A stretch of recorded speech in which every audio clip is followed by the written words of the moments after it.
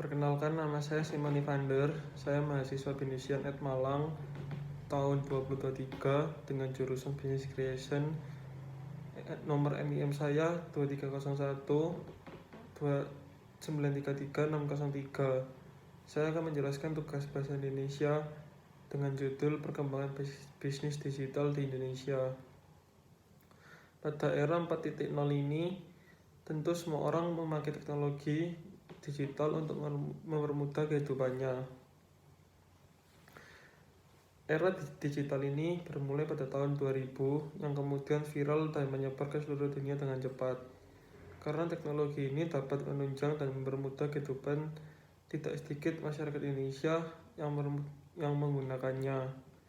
Karena kegunaannya yang dinilai bermanfaat, maka dunia digital ini masuk ke dunia bisnis.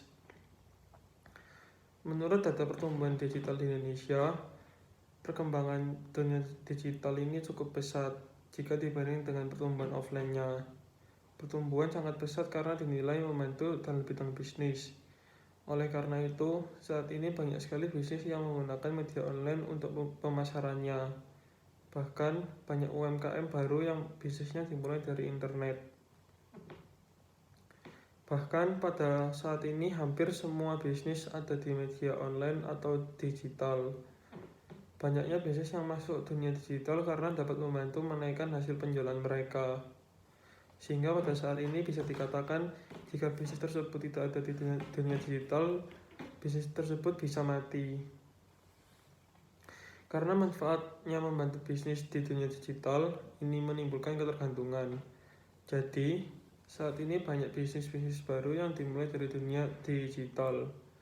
Banyak yang dimulai dari dunia digital ini karena menghasilkan jumlah yang banyak, yang tidak sedikit tetapi mengeluarkan pengeluaran yang kecil pula.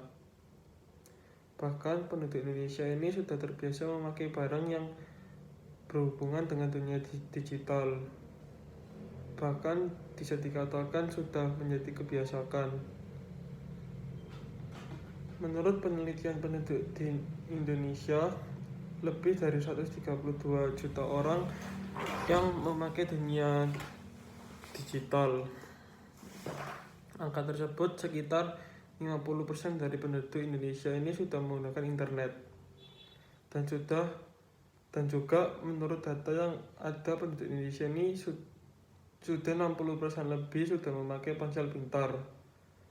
Dari data ini dapat disimpulkan bahwa perkembangan dunia maya di Indonesia ini cukup pesat. Menurut data Badan Statistik Pertumbuhan Ekonomi di Indonesia, pertumbuhannya itu mencapai 5,17% pada tahun 2019 dan turun menjadi 5,27% pertumbuhan penduduk domestik bruto. Ini didapatkan dari industri pengolahan, perdagangan, dan reparasi. Pertumbuhan ekonomi digital dapat melonjak dengan dibantunya oleh perusahaan startup aplikasi kebanyakan Indonesia yang telah mencapai Dexakron atau yang nilai valuasinya mencapai 10 miliar dolar, yaitu Gojek. Menurut Bapak Presiden kita, ekonomi digital ini dapat memberikan pengaruh baik dan lonjakan untuk ekonomi di Indonesia. Bahkan pada tahun 2018, ekonomi di Indonesia mencapai 27 miliar dolar.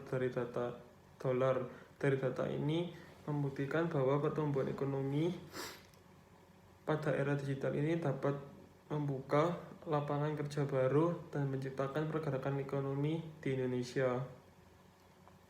Namun, perkembangan ekonomi digital ini masih monoton atau masih mengikuti pasar yang besar seperti OLX, Tokopedia, dan lain-lain yang saat ini masih merajai di bidangnya, sehingga aplikasi-aplikasi yang lain tidak terlibat, padahal banyak aplikasi di Indonesia yang masih bisa berkembang seperti Shopee, JDID, dan lain sebagainya.